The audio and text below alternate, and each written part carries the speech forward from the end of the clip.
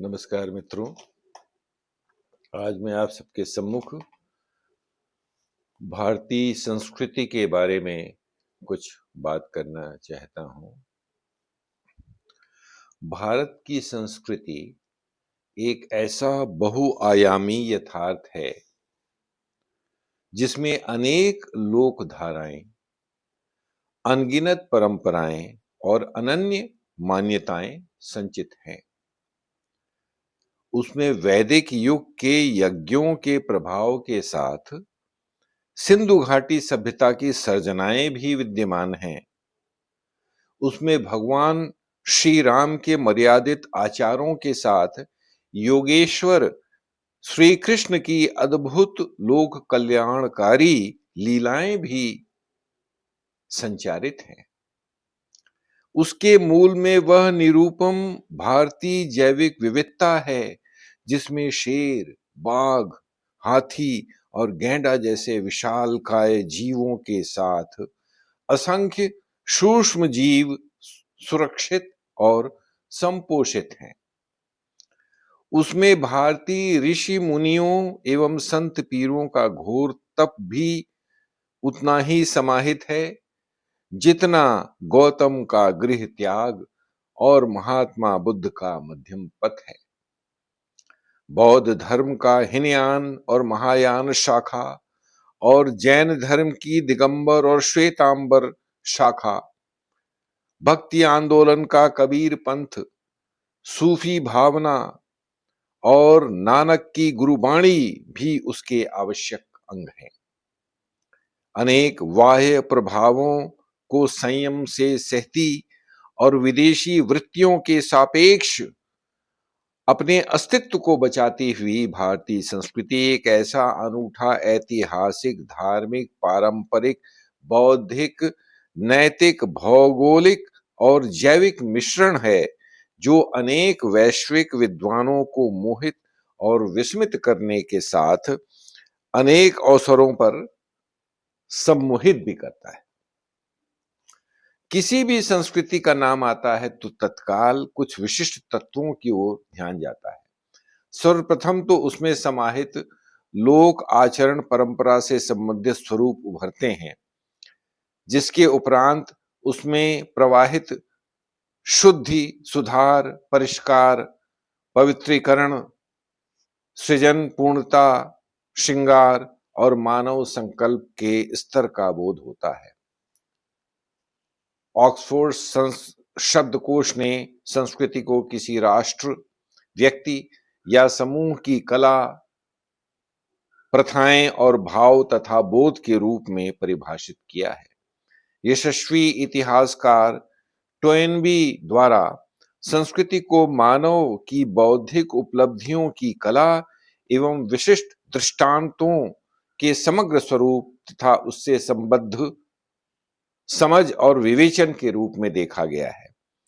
Cambridge advance learners शब्दकोश के अनुसार संस्कृति लोगों के विशिष्ट समूह की किसी विशेष काल अथवा समय में जीवन शैली, विशेषकर सामान्य प्रथाओं और मान्यताओं का सम्मिलित स्वरूप है।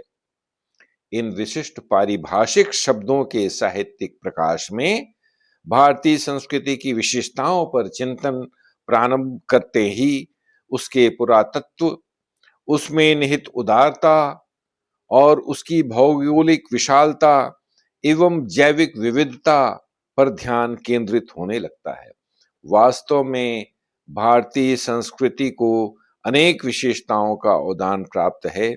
उन विशेषताओं का मानवीय विवेचन एक गहन साहित्यिक, सांस्कृतिक और सामाजिक यज्ञ के समान है। भारतीय संस्कृति की विशेषताओं का उल्लेख उसके पुरातत्व से प्रारंभ करना उचित होगा। इस तथ्य में तनिक भी संदेह नहीं है कि यह संसार की प्राचीनतम संस्कृतियों में से एक है। मोहनजोदड़ो और हड़प्पा की खुदाई के प्राप्त निष्कर्षों के बाद भारतीय संस्कृति को मिस्र और मेसोपोटामिया की सबसे पुरानी सभ्यताओं के समकालीन माना और जाना जाने लगा है। इसका यह पुरातत्व इसकी बहुत बड़ी विशेषता है। दूसरी विशेषता उसके मिश्रित स्वरूप में विद्यमान है। उसका यह रूप स्वरूप अनेक तत्वों और तरंगों से मिलकर सृजित हुआ है, जिसमें भारत का लंबा इतिहास, विलक्षण भूगोल, सिंधु घाटी सभ्यता का अनन्य आधार, वैदिक युग के अभिनव योगदान, बौद्ध धर्म का उद्भव एवं प्रसार, सम्राट अशोक प्रियदर्शी का धम्म और शिलालेख, स्वर्ण युग की स्वर्णिम प्रभाव, आदि शंकराचार्य का वेदांत, अमीर खुसरो के तरानों, नानक कबीर का दर्शन, सम्राट अकबर की निरपेक्षता, राजा राम मोहन रॉय के सामाजिक सुधार, स्वामी विवेकानंद का वैचारिक मंथन तथा महात्मा गांधी के जीवन दर्शन और सत्यवादी प्रयोगों का समन्वित मिश्रण है। इतने अधिक तत्वों का ऐसा उन्नत, जटिल और निरंतर विकास की ओर उन्मुख मिश्रण अन्य किसी संस्कृति में नहीं पाया जाता है। इस विशेष मिश्रण में भारत के पड़ोसी देशों के प्रचलनों, परंपराओं और विचारों का प्रभाव भी सम्मिलित है। पिछली 5 सहस्राब्दियों से अधिक समय से भारत रीति रिवाज, भाषाएं और परंपराएं इसके एक दूसरे के परस्पर संबंधों में महान विविधताओं का अद्वितीय उदाहरण प्रस्तुत करती हैं। उसके इस अद्भुत मिश्रित स्वरूप में भारत की भौगोलिक विशालता और उसकी अनमोल जैविक विविधता का भी विशेष योगदान है, जो उसके विभिन्न वनों, अनगिनत सरिताओं, अनेक शैलों और विभिन्न घाटियों की संरचनाओं और संपदाओं में संरक्षित और संचित है। प्राचीन मिश्रित स्वरूप के साथ ही निरंतरता, स्थायित्व और अमरत्व भी भारतीय संस्कृति की एक प्रमुख विशेषता है। आज पुरातन काल की अन्य सभी संस्कृतियां, उदाहरणतः मेसोपोटामिया की सुमेरियन, एसेरियन, बेबीलोनियन, मिस्र, ईरान, यूनान और रोम की संस्कृतियां काल के गर्भ में समा चुकी हैं। मात्र कुछ ध्वंसावशेष ही उनकी गौरव गाथा गाने के लिए बचे हैं। उनके विपरीत भारतीय संस्कृति कई हजार वर्षों के काल के क्रूर थपेड़ों को सहते हुए वर्तमान में भी जीवित है और निरंतर नवीन ऊर्जा की प्राप्ति हेतु अग्रसर है। संभवतः प्रागैतिहासिक समुद्र मंथन का समस्त अमृत उसको स्वतः अमरत्व प्रदान करता है। भारतीय संस्कृति को प्रदत्त जगत गुरु की वैश्विक उपाधि भी उसकी एक अनुपम विशेषता है। उसे इस ऐतिहासिक उपलब्धि का श्रेय प्राप्त है कि उसने महाद्वीप सदृश भारतवर्ष के वासियों और निवासियों को सभ्यता का पाठ पढ़ाया, अपितु भारत के बाहर विस्तृत क्षेत्रों की जंगली जातियों को सभ्यता और संस्कारों का पाठ पढ़ाया और उन्हें सभ्य बनाते हुए संस्कारित किया। उन विशेष प्रभावों से साइबेरिया से सिंहल यानी श्रीलंका तक और मेडागास्कर टापू, ईरान तथा अफगानिस्तान से प्रशांत महासागर के बोर्नियो बाली द्वीपों तक के विशाल भूखंड आच्छादित हैं। विश्व की वर्तमान विकसित महाशक्तिशाली राष्ट्र के विचारक भी अनेक अवसरों पर संदेहग्रस्त होने की स्थिति में भारतीय संस्कृति और भारतीय दर्शन से ज्ञान प्रज्ञा प्राप्त करना उचित मानते हैं। जगत गुरु की यह वैश्विक उपाधि भारतीय संस्कृति के सार में पोषित अमोल निधि है। भारतीय संस्कृति की एक और महत्वपूर्ण विशेषता है उसमें पोषित और प्रवाहित सर्वांगीणता है। वह मानव के सर्वांगीण विकास को समर्पित है। इस समर्पण के अंतर्गत समस्त मानवीय प्रतिभाओं के विकास का समुचित प्रावधान है। उसमें मनुष्य की भौतिक शक्तियों के साथ साथ मानसिक और बौद्धिक शक्तियों की उत्प्रेरण पर भी पर्याप्त बल दिया जाता है। वह शारीरिक और मानसिक रूप में सदैव सजग रहने का उपदेश देती है, जिसके लिए उसमें अनेक क्रियाएं और विधिवत परिभाषित योग आसनों की पद्धति विद्यमान है। इसमें प्रत्येक व्यक्ति के लेखन, पठन पाठन, विश्लेषण, अन्वेषण और चिंतन क्षमता की वृद्धि को चिन्हित किया गया है। यही नहीं, इसमें प्रत्येक जीवधारी के समग्र एवं सर्वांगीण विकास का उपदेश एवं संदेश है। कर्मयोग की प्रधानता भी भारतीय संस्कृति की मौलिक विशेषता है। समग्र वैदिक साहित्य में और पौराणिक कथाओं में मानव जीवन में कर्म को प्रमुख स्थान दिया गया है। श्रीमद् भागवत गीता में तो निष्काम कर्म करने के आचार को प्रसारित और प्रचारित किया गया है। कर्म की यह प्रधानता मानव को अतिशय महत्वाकांक्षी होने से बचाती है और उसे व्यर्थ के भौतिक लोभ और लाभों से पृथक रखती है। भारतीय कर्म का यह स्वरूप समाज के हित में नैतिक मूल्यों के संवर्धन हेतु सदैव सक्रिय रहता है। वह जीवन के सतत संग्राम में मानव और मानवता का अस्तित्व बचाने का मार्ग सुगम बनाता है। भारतीय संस्कृति में एक अनूठा गतिशील पंचामृत भी सम्मिलित है, जिसमें उसकी 5 अनन्य विशेषताएं सम्मिलित हैं। नामतः उसकी असीम उदारता, उसकी उदार सहिष्णुता, उसकी गहन संयमशीलता, उसका नैसर्गिक आतिथ्य भाव और उसमें प्रवाहित आध्यात्मिक तरंगों का वर्चस्व। उसकी उदारता ने अनेक बाह्य संस्कृतियों और सभ्यताओं को सहने और उनसे घुलने मिलने का साहस और सामर्थ्य प्रदान किया।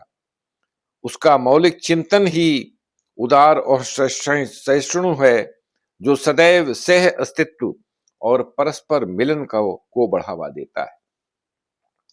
वह प्रत्येक जीवधारी का आदर करते हुए सदा प्रकृति के मौलिक स्वरूप के संरक्षण में विश्वास करती है और अतिथियों का भरपूर आदर करने को अपना परम कर्तव्य मानती है। उसमें अतिथियों को देवताओं के तुल्य माना जाता है और उनका खुले मन से आदर सत्कार किया जाता है। इसमें संयम और संतोष को विशेष स्थान देते हुए तृष्णा पर प्रभावी नियंत्रण का कल्याणकारी मार्ग स्थापित है। भारतीय आतिथ्य संयम और संतोष को दशकों पूर्व यशस्वी गीतकार शैलेंद्र ने अपने एक कालजयी गीत की निम्नांकित पंक्तियों में रेखांकित किया था।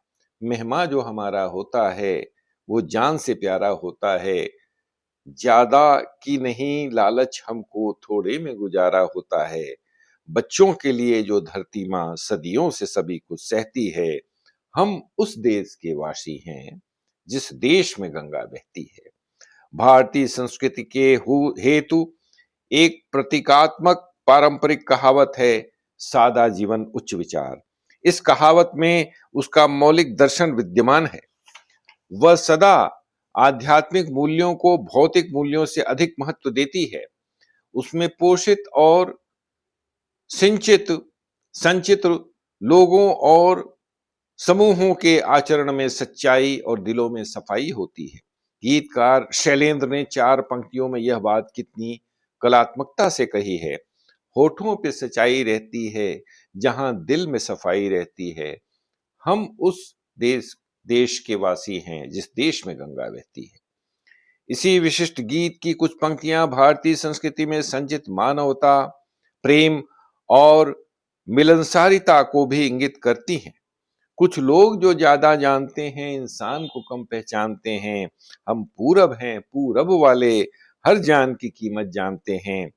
मिलजुल के रहो और प्यार करो, एक चीज यही तो रहती है। हम उस देश के वासी हैं जिस देश में गंगा बहती है। शैलेंद्र द्वारा कालजयी हिंदी चलचित्र जिस देश में गंगा बहती है के लिए रचित उस यादगार गीत की समापन पंक्तियों में भारतीय संस्कृति का सार पिरो दिया गया है। जो जिससे मिला सीखा हमने, गैरों को भी अपनाया हमने, मतलब के लिए अंधे होकर रोटी को नहीं पूजा हमने। अब हम तो क्या सारी दुनिया ये कहती है, हम उस देश के वासी हैं जिस देश में गंगा बहती है। भारतीय संस्कृति में निरंतर प्रेम, सत्य, अहिंसा, कला और साहित्य का सृजनात्मक स्वरूप प्रेषित और संचारित है। उसमें 4 वेदों, 18 पुराणों, 24 उपनिषदों, जातक कथाओं, दुर्लभ नाटकों, अनन्य उपन्यासों, कालजयी महाकाव्यों, रहीम, कबीर, बिहारी के दोहों, खुसरो के तरानों, तुलसी के रामचरितमानस, महाकवि कालिदास की अनन्य कृतियां, अशोक के स्तंभों और शिलालेखों और असंख्य भवनों और मूर्तियों का प्रेरक और रोमांचक यथार्थ है। भारतीय संस्कृति एक ऐसे गहन अध्ययन का विषय है जो निरंतर शोध अध्ययन को आकर्षित करती है। महान सांस्कृतिक विशेषज्ञ श्री A.L. बैशम की कालजयी कृति the wonder that was India इस तथ्य का एक प्रमुख उदाहरण है। भारतीय संस्कृति के अनन्य गलियारों में पंडित जवाहरलाल नेहरू की विद्वता भारत एक खोज के रूप में भारत का सुधी अन्वेषण करती परिलक्षित होती है। महाकवि जयशंकर प्रसाद का यह मानना था कि भारतीय संस्कृति एक ऐसा दिव्य शरण स्थल है जहां ज्ञात के साथ अज्ञात को भी सहारा मिलता है। इस संदर्भ में उनकी निम्नांकित पंक्तियां विशेष अवलोकनीय हैं। अरुण यह मधुमेह देश हमारा, यहां पहुंच अनजान क्षितिज को मिलता एक सहारा। राष्ट्रकवि मैथिली शरण गुप्त की निम्नांकित काव्य पंक्तियां भारतीय संस्कृति के कल्याणकारी स्वरूप और समरस भावों को रेखांकित करती है। भारत माता का मंदिर यह समता का संवाद का जहां सबका शिव कल्याण यहाँ है, पावे सभी प्रसाद यहाँ, जाति धर्म का संप्रदाय का नहीं भेद व्यवधान यहाँ, सबका स्वागत सबका आदर सबका सम सम्मान यहाँ, सबका सम सम्मान यहाँ।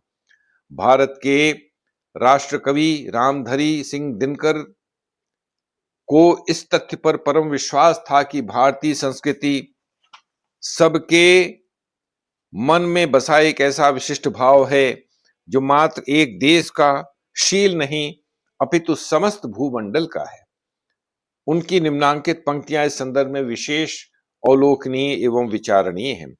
मानचित्र में जो मिलता है नहीं देश भारत है, भू पर नहीं मनों में ही बस कहीं शेष भारत है। भारत एक भाव जिसको पाकर मनुष्य जगता है। भारत एक जलज जिस पर जल का न दाग लगता है। भारत नहीं स्थान का वाचक गुण विशेष नर का है। एक देश का नहीं शील यह भूमंडल भर का है, यह भूमंडल भर का है। वैसे तो वह भारतीय संस्कृति का सार स्वरूप एक ऐसा अलौकिक यथार्थ है जिसका अस्तित्व हूणों और मंगोलों जैसे क्रूर आक्रमणकारियों, मोहम्मद बिन कासिम जैसे अनैतिक अत्याचारी, मोहम्मद गजनी जैसे मूर्ति भंजक, नादिर जैसे हिंसक प्रहारी और अंग्रेजों जैसे उपनिवेशवादी शासकों के अनेक प्रयत्नों के बावजूद विनष्ट नहीं हो पाया। किंतु आज लौकिक परिस्थितियां बहुत विषम हो चुकी हैं। एक विषम परिस्थिति में भारतीय संस्कृति को बचाने के आवश्यक उपायों पर मानसिक मंथन और वैचारिक विश्लेषण आवश्यक है। यह तभी संभव हो सकता है जब यह स्पष्ट रूप से रेखांकित हो जाए कि आखिर वह किन तत्वों अथवा प्रभावों के कारण संकटग्रस्त हुई है। इस संबंध में गहन विवेचन यह निष्कर्ष प्रस्तुत करता है कि उसे सबसे अधिक खतरा उन भारतीय बच्चों और युवकों से है जो भारत के गौरवशाली सांस्कृतिक अतीत से अनभिज्ञ हैं। ऐसे बच्चों और युवकों के लिए विशेष सत्रों, विशिष्ट कार्यक्रमों एवं नियोजित अनुभव भ्रमणों के आयोजन को निरंतरता प्रदान करनी होगी ताकि सब उसके गौरव और गरिमा से भिज्ञ होते हुए उसकी सुरक्षा में सक्रिय भूमिका निभाएं। भारतीय वयस्कों, वरिष्ठ नागरिकों और वृद्धों को भी इसमें अहम भूमिका निभानी होगी। भारतीय संस्कृति में समाहित मानवीय अहिंसा और प्रेम को सबसे अधिक संकट वैश्विक आतंकवाद से है, जो अनेक स्थानों पर इसकी जड़ों को खोखला करने का प्रयास कर रहा है। अतः उस आतंकवाद से इन मौलिक विशेषताओं को सुरक्षित रखने के समस्त उपाय नियोजित और संपादित करने होंगे। अन्य भौतिकतावादी संस्कृतियों से संपर्क में आने से भारतीय संस्कृति में भौतिकवाद, अवसरवाद, उपभोक्तावाद, बाजारवाद और अनियंत्रित अनैतिक दोहन की धारा प्रवाहित हो चुकी है, जो उसके पुरातन शास्त्रीय स्वरूप से संबद्ध लोकोक्ति सादा जीवन उच्च विचार का खंडन कर उसे ऊंचा जीवन सादा विचार में परिवर्तित करती जा रही है। इस संकट से जूझने का सबसे उत्तम उपाय है विदेशी का त्याग और देशज के प्रति लगाव उत्पन्न करना। भारतीय शिक्षा के स्वरूप को भी इस लक्ष्य को ध्यान में रखते हुए संशोधित करना होगा। इसके अतिरिक्त भारतीय राजनीतिक व्यवस्था में भी आवश्यक बदलाव लाते हुए स्वच्छ, शुद्ध विचारों और नैतिक आचरण वाले नेताओं को निर्वाचित करना होगा। यह कार्य मतदाताओं द्वारा ही संपादित हो सकता है।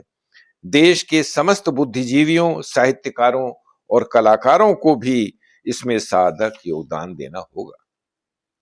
भारतीय संस्कृति का भारत की जैविक विविधता से अंतरंग संबंध है। अतः उसकी सुरक्षा हेतु भारतवासियों को संगठित होकर उसके वनों, पारंपरिक वृक्षों, अभयारण्यों, राष्ट्रीय उद्यानों और आर्द्र भूमियों यानी वेटलैंड्स को सुरक्षित रखने की समस्त विधियां प्रयोग में लानी होंगी।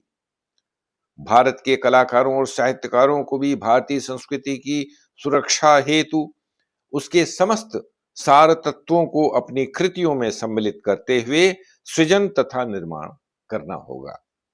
इसके साथ ही उसमें समाहित संयम, उदारता और सहिष्णुता को सुरक्षित रखने के लिए प्रत्येक भारतीय व्यक्ति और समूह को नियमित योग साधना और आध्यात्मिक चिंतन का सहारा लेना होगा। शिक्षा, ज्ञान, प्रज्ञा, कौशल, बुद्धिमत्ता, समरसता, समग्रता, उदारता, संयमशीलता, सहिष्णुता, आतिथ्य, प्रेम, अहिंसा, कर्म प्रधानता, योग साधना, आध्यात्मिक चिंतन, मानवीयता, नैतिकता और कालजयी कलात्मकता भारतीय संस्कृति के अनमोल रत्न है। इसमें सुरक्षा और संरक्षण को सदैव विनाश और आक्रामकता से अधिक महत्व दिया जाता है। इसने सदा वसुदैव कुटुंबकम के भाव को अपनाते हुए समस्त विश्व को प्रेम, अहिंसा, समान आदर, सहनशीलता और वैश्विक सौहार्द का पाठ पढ़ाया है। इसमें ज्ञान, प्रज्ञा और कौशल का अनूठा मिश्रण है। प्रत्येक भारतवासी का यह विशिष्ट लौकिक दायित्व है कि वह भारत की संस्कृति के संरक्षण और सुरक्षा के प्रति हमेशा सजग और जागरूक रहे। वर्तमान विश्व की प्रतिकूल परिस्थितियों में महाकवि जयशंकर प्रसाद की कालजयी कृति जन्मेजय का नाग यज्ञ की निम्नांकित पंक्तियां विशेष प्रासंगिक प्रतीत होती हैं। क्या सुना नहीं कुछ अभी पड़े सोते हो? क्या सुना नहीं कुछ अभी पड़े सोते हो? क्यों निज स्वतंत्रता की लज्जा खोते हो?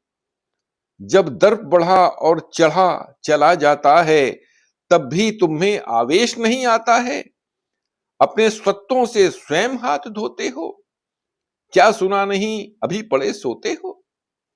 वैदिक मंत्रों की शक्ति से सुसज्जित, उपनिषदों के गहन दर्शन से परिष्कृत, भगवान श्री राम के मर्यादित स्वरूप से समाहित, गीता के उपदेशों से अलंकृत, भगवान बुद्ध के संदेशों से प्लावित तथा सत्याग्रह एवं अहिंसा से सुशोभित भारतीय संस्कृति सतत अध्ययन और शोध की आकांक्षी है।